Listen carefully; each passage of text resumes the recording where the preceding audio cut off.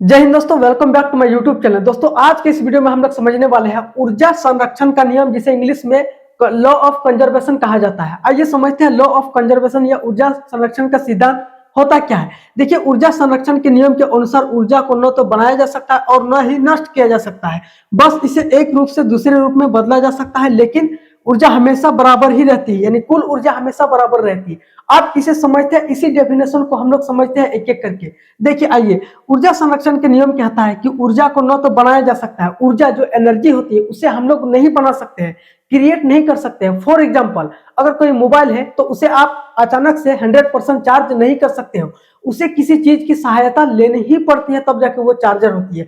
तो ऊर्जा क्या करती है, उसे हम लोग बना नहीं सकते, वो क्या करती है, एक रूप से दूसरे रूप में बदलती है। जैसा कि हमने यहाँ पर बताया आपके, एक रूप से दूसरे रूप में बदला जा सकता है, लेकिन ऊर्जा को ना ही हम लोग क्रिएट कर सकते हैं, बना सकते हैं, और ना ही उसे इस दुनिया से ही खत्म कर सकते हैं। क्यों, यहाँ पर समझिए।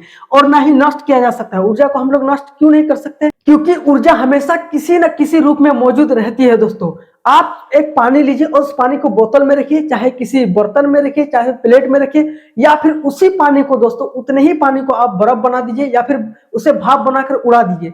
ठीक ऐसा ही होता है एनर्जी यानी ऊर्जा के साथ। दोस्तों, ये हमेशा एक रूप से दूसरे रूप में बदलती है, लेकिन कभी भी खत्म नहीं होती है। हमारी नजरों से खत्म होती है कि हम देख सकते हैं कि वही पानी अगर हम लोग सामने रख देंगे धूप के सामने, तो वो पानी गायब हो जाती है। हमारी नजरों से, वो आंखों की नजर से वो गायब हो जाती है, लेकिन ऊर्जा कभी भी समाप्त नहीं होती है। वो भाप बनकर उड़ जाती है, फिर जाकर बादल बनती है, फिर वही बादल जो है वो पानी के रूप में नीचे गिरता है। तो ये एनर्जी है जो दोस्तों, ये क्या होता है, ये कन्वर्ट होते रहता है, यानी एक रूप से दूसरे रूप में बदलते रहता है। इसी को बोलते हैं लॉ ऑफ कंजर्वेशन। आइए एग्जांपल की सहायता से हम लोग और भी डिटेल में समझते हैं।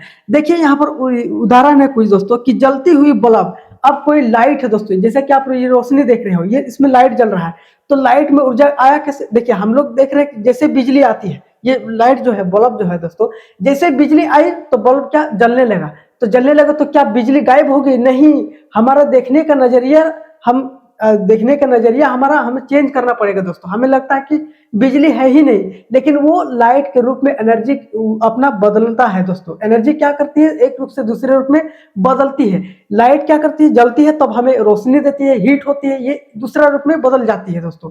तो क्या हमारी नजरों से क्या एनर्जी खत्म होगी? नहीं, ऐसा होता है।